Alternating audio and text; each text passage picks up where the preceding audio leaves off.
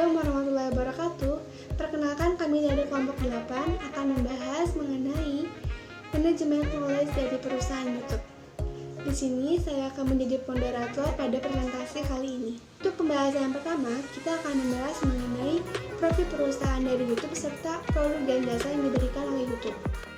YouTube awalnya adalah platform berbagi video online dari Amerika yang berkantor pusat di San Bruno, California. YouTube memungkinkan pengguna untuk mengunggah, melihat, memberi peringkat, berbagi, menambah daftar putar, melaporkan, mengomentari video, dan berlangganan ke pengguna lain. Konten yang tersedia mencakup klip video, klip acara TV, video musik, film pendek, dan dokumenter, rekaman video trailer film, streaming langsung, dan konten lain seperti video blogging, video asli pendek, dan video pendidikan. Lalu ada company timeline. Di tahun 2005 yaitu Chad Hurley, Steve Chen, dan Jawed Karim menciptakan layanan berbagi video online. Lalu pada tahun 2006 YouTube dibeli oleh Google seharga 1,65 miliar US dollar dan beroperasi sebagai anak perusahaan dari Google. Dan di tahun 2017 lebih dari 400 jam konten diunggah ke YouTube setiap menit dan 1 miliar jam konten ditonton di YouTube setiap hari. Lalu pada tahun 2018 YouTube Music dan YouTube Premium dirilis di Indonesia. Dan di tahun 2019 berdasarkan pendapatan iklan triwulan yang dilaporkan YouTube diperkirakan memiliki pendapatan tahunan sebesar 15 US dollar, dan yang terakhir di tahun 2020 YouTube adalah situs web terpopuler di dunia setelah Google menurut Alexa Internet.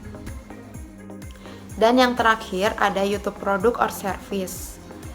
YouTube juga menyediakan 7 produknya. Yang pertama ada YouTube Music, YouTube Gaming, YouTube Kids, YouTube Studio Center, YouTube VR, dan yang terakhir yaitu ada YouTube Premium.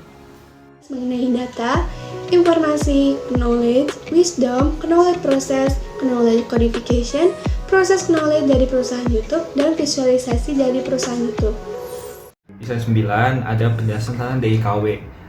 DIKW itu apa? Data, information, knowledge, dan juga wisdom. Jadi data itu adalah sebuah kumpulan fakta-fakta mentah, antara lain berupa gambar, video, dan segala macam. Terus juga informasi adalah kumpulan data yang sudah disatuin dari data-data mentah tersebut. Terus ada knowledge itu pengetahuan, adalah kebiasaan, keahlian, keterampilan, dan pengertian diperoleh dari pengalaman. Terus ada wisdom, adalah kemampuan untuk meningkatkan efektivitas baik dari nilai value yang ditimbulkan dari seseorang tersebut. Terus selanjutnya knowledge itu ada dibagi dua, yaitu tacit knowledge dan explicit knowledge. Jadi saya jelaskan dulu tacit dan explicit apa bedanya. Yang pertama, tacit itu undocumented knowledge gitu. Jadi knowledge yang diperoleh dari hal yang tidak didokumentasi, sedangkan explicit itu knowledge yang didapat dari hal yang didokumentasi. Advantage dari tacit knowledge dan explicit knowledge adalah yang pertama itu tuh membuat pengetahuan yang di tacit ya, buat pengetahuan buat para pekerjanya lebih bernilai. Sedangkan kalau misalnya explicit itu lebih kepada company sendiri atau perusahaan tersebut. Terus yang kedua, pengetahuan yang eksplisit itu didapat dari semua sumber-sumber gitu yang dikasih. Sedangkan di explicit itu lebih visible ke orang lain. Terus di sini ada ketidakkeuntungan dari tacit dan explicit. Yang pertama itu susah untuk di manage dari tacit knowledge sendiri, karena emang pengetahuan yang didapat itu dari pengetahuan yang didapat dari pengalaman. Terus yang explicit itu like and easily stolen gitu. Jadi di explicit ini dari explicit itu gampang untuk dicuri karena ada tertulis di rekaman-rekaman jejak-jejak ya. Selanjutnya ada knowledge process yang terbagi dari 9 bagian. Yang pertama adalah business experience, strategi pengujian desain dan formulasi menurut tes dan belajar pendekatan. Terus yang kedua ada inovasi, mengembangkan gagasan ke depan yang rawan akan risiko dan membutuhkan kreativitas serta keberanian.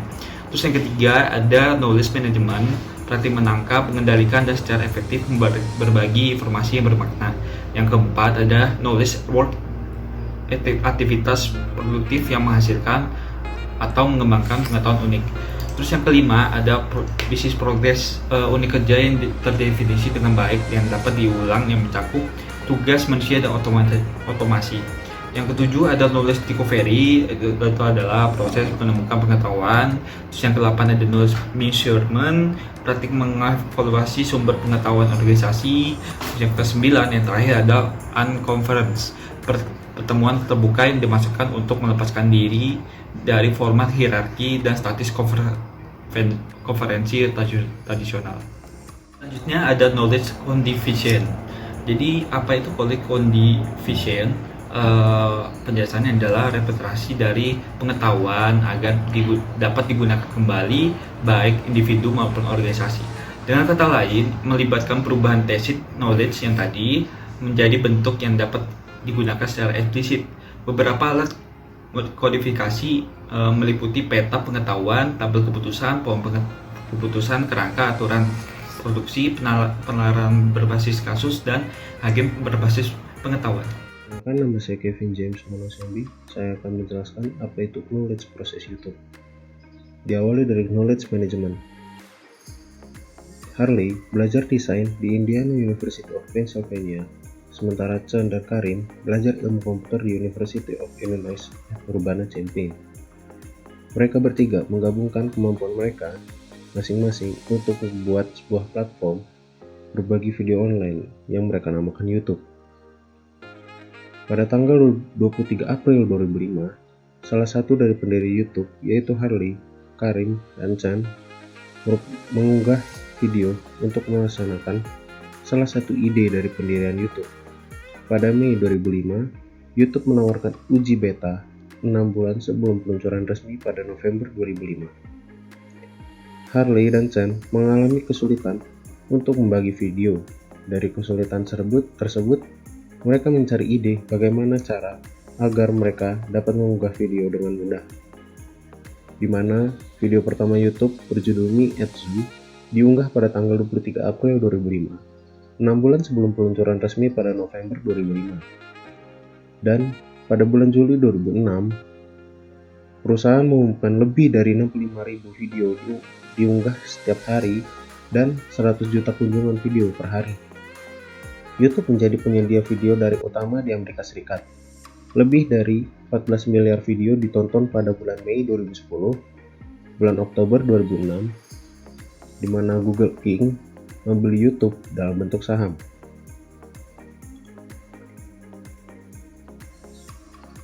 Harley dan Chen mengembangkan ide YouTube pada bulan-bulan pertama tahun 2005. Setelah mengalami kesulitan saat berbagi video pesta makan malam, dan ide tersebut metode pemasaran yang terpusat pada menciptakan cerita yang mudah dicerna untuk konsumen. Selain adanya ilmu desain dan ilmu komputer, ternyata untuk membuat sebuah platform itu membutuhkan seorang yang mengerti dan ahli dalam hal perangkat lunak. Dan kemudian YouTube merekrut seorang teknisi perangkat lunak.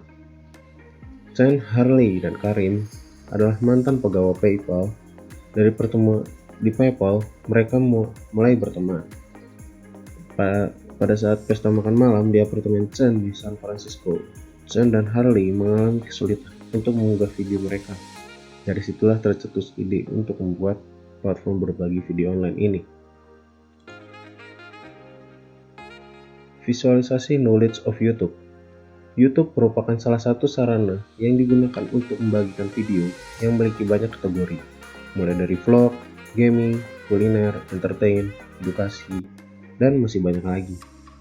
Selain itu, salah satu misinya juga adalah memberikan suara kepada semua orang untuk menunjukkan dunia pada mereka. Hasil video dari konten kreator di YouTube bisa dijadikan salah satu bentuk visualisasi knowledge yang bisa diberikan untuk orang lain karena sistem videonya berupa public atau bisa juga dibatasi untuk usia tertentu.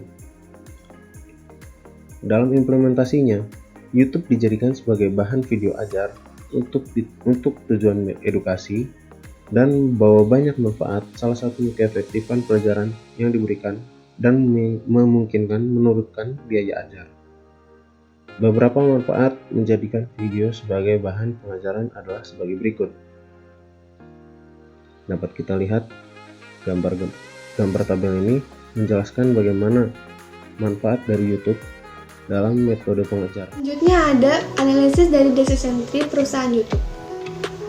Transformasi data dilakukan dengan cara mengubah beberapa nilai atribut yang awalnya bernilai nominal menjadi nilai-nilai atribut yang sesuai dengan data pada tabel agar dapat dilakukan perhitungan algoritma klarifikasi. Pada tabel berikut ada beberapa contoh YouTube channel Indonesia, antara lain Indosiar, RCTI, Trans TV, dan Sony Entertainment Indonesia. Indosiar berkategorikan TV, memiliki video upload yang menengah, subscriber dan video view yang tinggi, dan rasio yang sangat baik. Sedangkan RCTI dan Trans TV sama-sama berkategorikan TV, memiliki video upload, subscriber dan video view yang tinggi juga, rasio yang sangat baik. Dan contoh yang terakhir yaitu Sony Entertainment Indonesia, berkategorikan entertain, video upload yang rendah, subscriber yang rendah juga, video view yang menengah, dan rasio yang baik. Persentase data pada tabel tersebut adalah data yang diklarifikasikan sebagai model baik yang sebenarnya juga baik atau rekal, yaitu pengukuran tingkat pengenalan positif sebenarnya. Perhitungan entropi dan information giant. Dari perhitungan sebelumnya diketahui bahwa information giant terbesar adalah video viewers, maka dapat dijadikan simpul akar. Lalu ambil information giant terbesar yaitu video viewers, lakukan perhitungan ulang dengan cara menghilangkan atribut yang terbesar tadi hingga semua atribut pohon memiliki kelas. Tabel berikut menunjukkan video viewersnya yang sudah dihilangkan. Ini adalah convolution decision tree yang sudah kelompok kami buat. Data untuk convolution decision tree ini diambil dari tabel-tabel yang tadi. Kesimpulan dari pembahasan kelompok kami yaitu YouTube merupakan platform berbagai video online yang sudah populer di seluruh dunia. Orang-orang kadang sering menjadikan sebuah platform YouTube untuk mencari sumber penghasilan tambahan dari rutinitas sehari-hari. Dalam memperluas cakupan bisnis, YouTube membuka platform khusus untuk setiap kalangan dan selera. Di samping itu, YouTube juga sangat memperhatikan sistem operasinya, baik yang berhubungan dengan viewers maupun YouTubers, atau yang sering disebut juga sebagai artis lokal di YouTube.